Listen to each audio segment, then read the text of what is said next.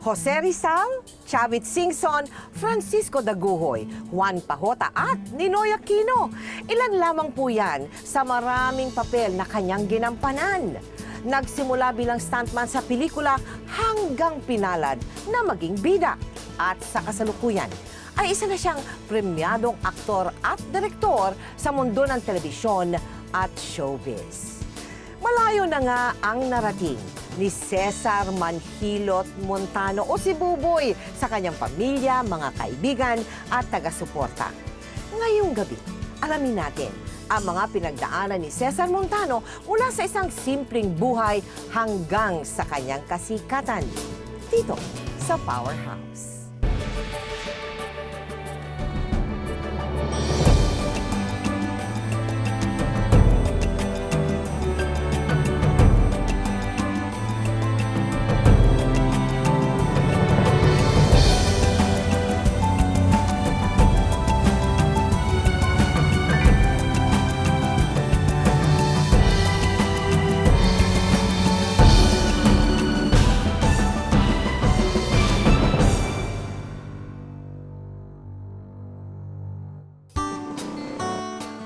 Dito sa lugar na ito sa Santa Ana lumakit nagkaisip ang Boholanong si Cesar Montano.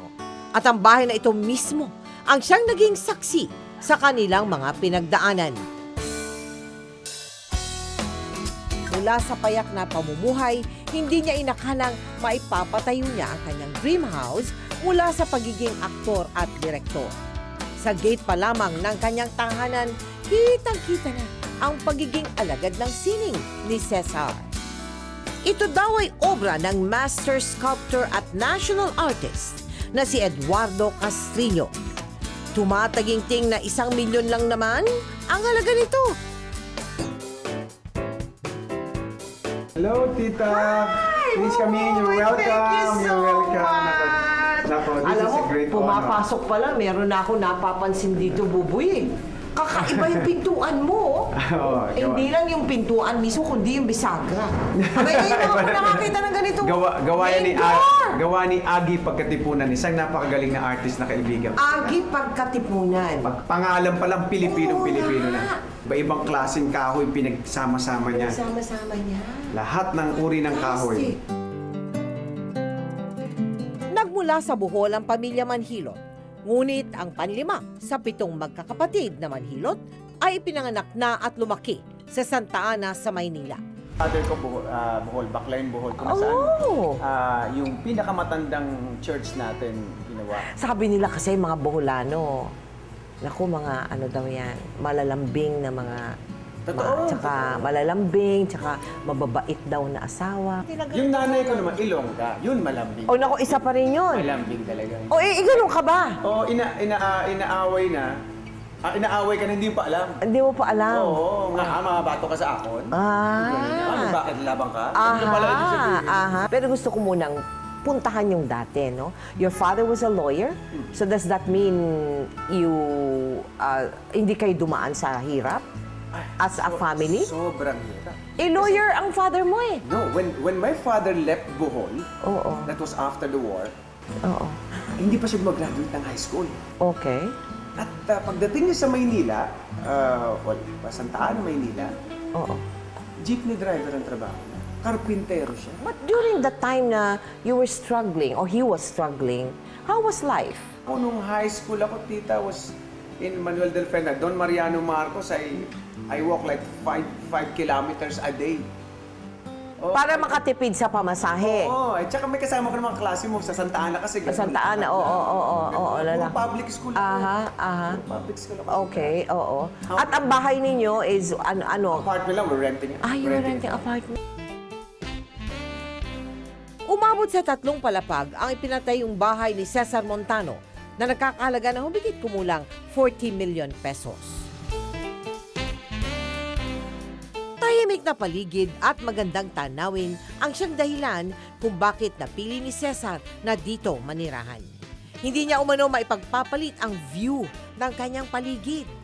At ang kanyang tahanan ay napapalibutan ng mga kawayan na isa sa mga nakakapagpaaliwalas umano ng kanyang kapaligiran.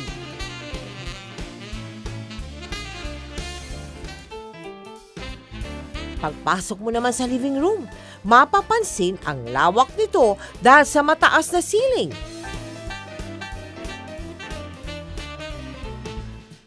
Itong big windows. Kaninong idea? I love it. I just love these big windows. It's my idea. Gusto ko kasi maaliwalas. Maaliwalas. Ano yung mga points dito, or elements rather, of the house, na talagang iyo yun, itong gusto ko. Parang ganyan. Lahat ng tiles, pintura, lahat akin yan. Tapos yung pag-aayos.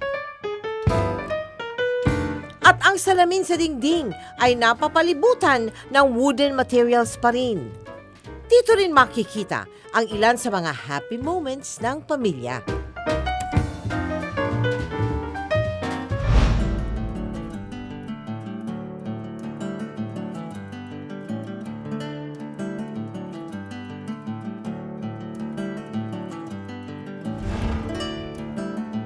Kapansin-pansin din, nagawa sa kahoy ang halos kabuuan ng dining set.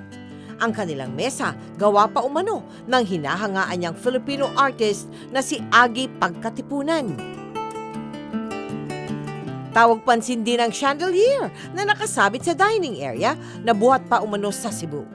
Ano ito pinagawa mo? Pinasadya. Pinasadya mo? And this is designed by? Design lang ng asawa ko, ni Shine. Simple lamang ang kanilang kitchen. Maaliwalas at modern naman ang design.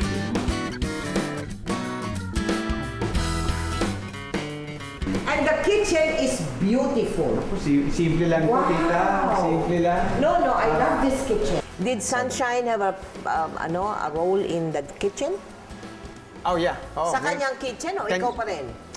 Well, partly ako. Kasi nagluluto din ako, tita. Nagluluto ka? Nagluluto ako. Kaya that's why I have a restaurant. Bellissimo Restaurante. I create my own food also. Kaya create my own pasta. Kaya yung Cesare pasta rin. If you eat in Bellissimo Restaurante, may Cesare pasta ron, may Cesare pizza. May Sunshine pizza rin na maraming paborito. Fantastic. Taong 1984, nang nagka-interes si Cesar sa pag-arte, nang sumali siya sa acting workshop ng batikang direktor na si Joel Lamangan. Dito na nagsimula ang kanyang showbiz career. Kailan ka napunta sa film? Merong isang pelikulang gagawin ang Regal. Nagpa-audition sa sila. Regal, oo. Nagpa-audition sila, tita. Kailangan nila ng bagong mga mukha. At may hundreds na mga nag-audition ako. Ang sikat na artista rin, si Gabby Concepcion. Makakasama raw. Nakuha ko sa audition. Kumuha ng top 10 sa babae, top 10 sa lalaki. Oo. Pero hindi natuloy yung pelikula. Ay! But the good thing is, dahil napansin ako dun sa audition na yun, tita, kinuha ako ni Ismael Bernal para sa mga pelikula niyang ginagawa. Teka muna, paano si baby? At dahil sa kanyang angking talento, nagsunod-sunod ang kanyang mga proyekto mula sa maliliit na papel sa action movies hanggang sa mahalagang karakter kung saan siya lubusang nakilala. Consumatum est! O so far, alin ang most challenging, most difficult para sa'yo? Muroami.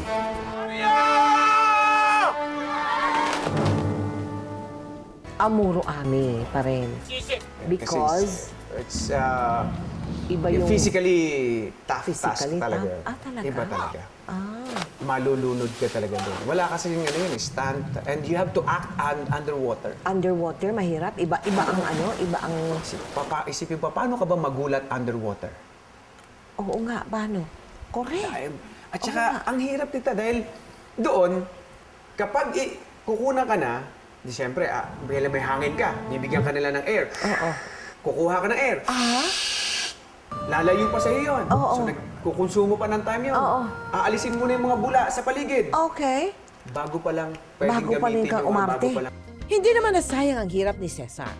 Ang pelikulang Muro Ami ay humakot ng 13 parangal sa 1999 Metro Manila Film Festival. Kasama na ang Best Actor Award. What is the most precious to you? Most cherished trophy dito sa dami-dami na ito? Proud na proud ka talaga.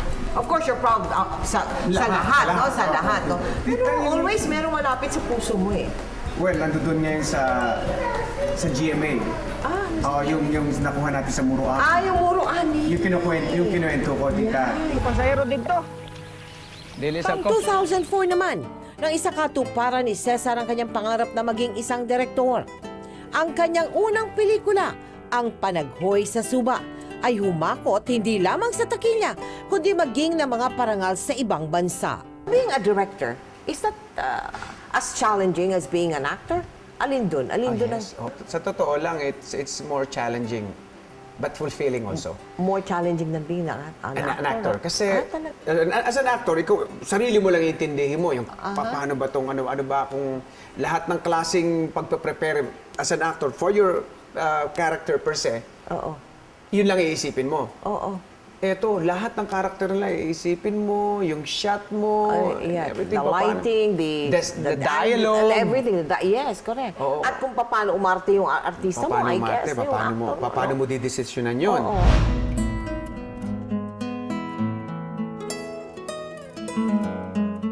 Sa dinami-dami man ng natanggap niyang parangal, wala na umanong mas higit pa sa kasiyahang nararamdaman niya nang matagpuan niya si Sunshine. Maraming dumaan sa buhay mo before Sunshine. Marami po. Correct? Ako. Marami. Hindi Ayun, di mo madidenay, no? Bakit si Sunshine? Yan ang tanong ngayon. Ano meron si Sunshine? Tinanong ko yung sarili ko maraming beses eh. Bakit siya? Bago ka daw mag-asawa, tanungin mo sa sarili mo, dalawa kasi magkaibang question pala, kailangan tama itatanong mo yung, I can live with her or I can live with him or I cannot live without her. Okay. Iba kasi yung I can live with you. Iba yung I cannot live without you. Sige, yung oh. sa kanya, nasagot I yung cannot live without you. Kasi mahirap sagutin yun. Ng tama yun. Correct. Kasi pwede naman ako mabuhay na wala ka eh. Masarap ko lang kasama paminsan-minsan, pero pwede ako mabuhay na mag-isa. Coach, she's 21. So fresh, so beautiful. Diba? Ang career, soaring. Correct, oo. Paano napao ng isang matandang Sexy. buboy? Matandang... Dinala ko siya doon sa Bohol. Pinakita ko po sa kanya yung kagandahan ng Bohol. Okay. Tapos doon po kami nag-dinner sa Dalampasigan, sa tabi ng harapan ng pinakamatandang church sa buong Pilipinas. Doon ako nag-propose sa kanya. Sabi ko, I want you to be the mother of my children. Wow. Tapos sabi niya sa akin, Right away, sinagot ka niya? Opo. Tinanong niya muna ako, ilan na ba anak mo? Ay, Sabi patay. sa akin. Sabi ko, 2 pa lang naman.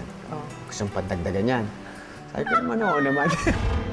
Ika-4 ng Setyembre taong 2000 nang masaksihan ng buong Pilipinas ang kanilang pag-iisang dibdib. Hindi totoo yun na maghihiwalay daw. But the real secret of that, tita, yung pag may ganyan nagkakaaway, nagkakagalit, nagkakantampuhan, whatever it is, lahat naman relasyon may ganyan eh. Yes, Walang mag-asawang tama ka. hindi nag-away. Correct. Walang mag-asawang I hindi believe you. nagdiskusyon. Oo, tama ka dyan. The secret is kailangan marunong kayo magpatawaran. Yes. Two imperfect individuals, pinagsama mo. And you have to live pa together. Dalawang At may mga anak pa kayo. Magkapatid nga, lumaki sa isang bubong. Oo nga, Nagsasabunutan, nag-aawayan. Oo nagsasapakan, nga. Kaya di ba? nga. Eto pa.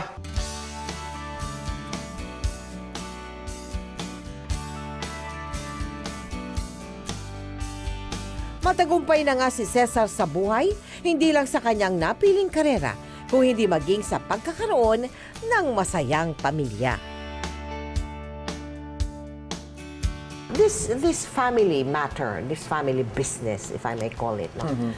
How much is yours and how much is Sunshine in managing your family? Halo-halo na, tita. Kasi ina-adjust namin yung sarili namin doon sa, kasi very very sporadic yung, like, in my career. Hindi mo lamang kung anong time ka talaga nandito, At gaano kailan katagal ka magtatrabaho, nasa labas. Oo, okay. Siya rin minsan, kailangan biglang meron siyang tanggap ng trabaho as an actor yan. Pwede mong tanggapin yan, hindi masyadong kakain ng oras mo yan. As a mother, kaya mo pa rin. Kasi hindi na siya pwedeng tumanggap ng mga telenovela na she needs araw-araw na almost mahirap. every day. You cannot attend to your children pinapayagan mo anymore. naman siya. Oo.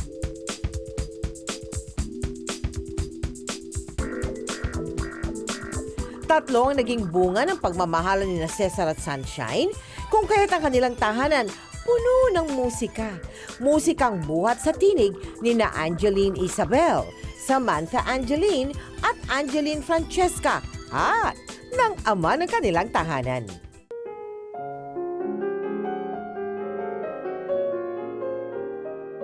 Bukod sa pagiging aktor at direktor, painter din itong si Cesar. Kaya naman napapalibutan ng kanyang mga obra ang kanilang tahanan. At karaniwan sa kanyang ipinipinta, imahe ng isang babae. Series, magawa ko dito para sa exhibit ng Mother and Child. Yes, exhibit. May series ako ng Mother and Child at saka Forest. And flowers. Kaya yung ibang flowers ko nasa taas, yung iba nasa restaurant sa Bellissimo. Do you sell your paintings? Ano ba ito? How do you do it? Yeah, I sell. You sell your paintings pag merong ano dito. Exhibit. Pag exhibit, you sell your paintings. Ito puro dito lahat puro oil. Kasi I do acrylic also and watercolor. And this is all just inherent talent? Or did you take up lessons, painting lessons? Ano lang yung tita? Self-taught. Wala. Kailan mo na-feel yung, teka muna, I want to paint. Hindi pare-pareho tita. Very erratic yung feeling. Yeah, it just comes to you all of a sudden. Minsan tita, pagod na ako, galing ako sa trabaho, alas 8 ng umaga, biglang hahawak ko ng brush, makakatapos ako ng isang painting. Samantalang dapat tulog na ako, patana katawan ko, but yung time na biglang papasok yung espiritu ng magpipinta ko, pinta.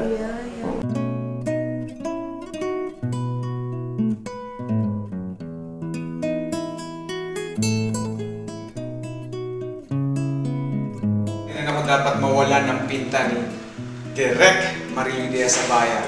Aside from being a great film director, ay napakagaling na visual artist din po siya. Yan, gawa po niya. Mahilig po siya mag-dive sa dagat, mahilig siya. Kaya yan ang karaniwang mga pinta niya, puro mga underwater. Tila nagdilim ang kanyang maliwanag na tahanan nang matagpo ang patay, ang panganay na anak ni Cesar na si Angelo. I'm sad to say that my son Angelo took his life this morning. Napakalungkot yung nangyari doon kay Angelo, di ba? Opo. Hindi ka ba inaabot ko minsan na nagwi-wishful thinking ka na sana ganito, sana ganyan? Nag-iisip din po. Pumapasok ka, no? Pumapasok din. Hindi pwedeng hindi, Sana, no? wala na lang ako dun sa Bohol. Oo, sana. Sana nandito ako kasama ko siya. At sana, puro ganun eh. Puro talaga nasa huli yung pagsisisi. Sana magkasama na lang kami at nagsha-shopping na lang kami sa Amerika. Sana nagawa ko to, baka naging busy siya dito na ibigay ko sa kanya. Maraming ganun. Marami akong ganun. Sana nandito pa siya. Si Angelo was is a big loss. Sa kabila ng matinding pagsubok na pinagdaanan ni Cesar, nanaig pa rin ang kanyang pagnanais matulungan ang kanyang mga kababayan sa baklayon sa Bohol. You were in the elections, you lost in the elections, your son committed suicide. Ako, ang hirap na sitwasyon na yun, tita. Can you imagine?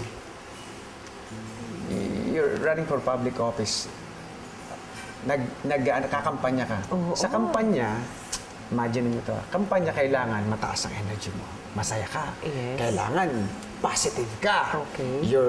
Naglalabas ka ng mga positive vibration. Best foot forward. Kasi pinapakita mo, ito ang magandang, ito ang tamang boto leader. ninyo, ako magaling. Oo. Positive ito. Correct. Puro productivity, lahat ng ano. Yes. Tapos meron kang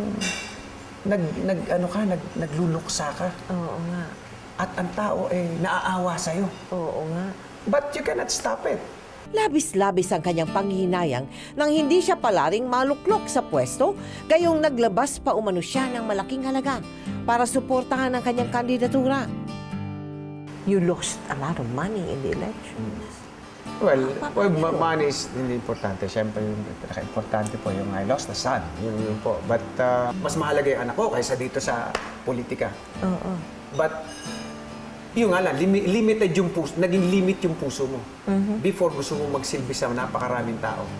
Ngayon pala, nakita pagsisilbi mo, nandun lang pala talaga sa pamilya mo at yun ang prioridad mo. Do you still have political plans? Family ako nga, kaya Ayaw wala. mo na? Wala. Bakit? But I'm not saying, hindi ako nagsasalita ng tapos, Na tapos. tita. Okay. Hindi Pwede ako pa. nagkukulo, oo. Pero ngayon, ang fixated ako sa family, sa career ko. Okay. Family. Nagsarama ng pintuan ng politika, nananatili namang nakabukas ang pintuan ng sining para kay Cesar. Where do you want to go to now? Where are you leading? What is your direction? What is your goal? Tita, I want to make more films. Films of heroes, tita. Yun ang, patuloy ka, ha? kasi we owe it to younger generation. We did. Sino gusto mong gawin? Yan. Well, Andres Bonifacio, Francisco Dagohoy. These are the films na hindi alam ng mga bata. Pero ba tayong hirong gano'n na Francisco Dagohoy? Hindi na alam Longest Revolt yun. Bakit doon na yung passion mo, doon na pupunta? Kasi ako naiisip ko ng tita, we owe it to the younger generation. Na kailangan may gumawa eh. Hindi tayo pwedeng sana, puro sana eh. Kailangan we have to be compassionate about it. Kailangan may gumawa, may kumilos. Uy, buboy, kotse na nakakulambo. Ano ba yung kotse niya? Kulambuan. Bumblebee kita, Transformer. Yan ang Sunday cartoon. Patingin nga naman ang kotse na ito at nakakulambo pa. Kailangan, tita eh. Kasi baka magasgas, hindi pa tapos bayaran eh. Wow! So isa to sa mga luho. We can call that, Luho. premium mo sa sarili mo, no? Sunday. Fantastic! Si Bumblebee.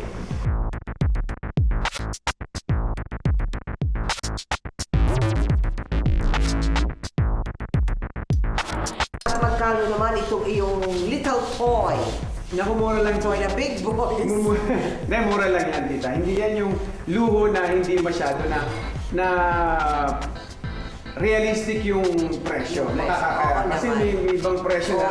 Mga Maserati ka na dyan. Aawayin na tayo ni Sunshine yung tita. Hindi natin kayang bayaran yan. Hindi ko Isohin mo yan. makakainin. Oo. Ito, magkano ito? Ito, nasa 4 lang yan, tita. 4 lang yan. Oo. Pero hanggang ngayon, hindi ko tapos bayaran. Wow! May sariling entertainment room at recording studio din si Cesar sa kanyang bahay. Ito rin ang lugar kung saan niya ni-record ang ilan sa kanyang mga sinulat na kanta. Dito matatagpuan ang ilang sa kanyang mga gitara. Biro mo naman, singer ka pa, composer ka pa. Oh, I hear you have an album. Yes, tita. Ano? Ready tayo Ayan. dyan. Ito po yung album ko, tita. Cesar Ayan. Montano. Wow. Yes, tita. Pasample na. Ano ba pwedeng sampulin dito? Yung tita, ito kinanta ko para kay Shine, yung Patawarin. Oh, di ba? Oh, di ba? Talaga naman.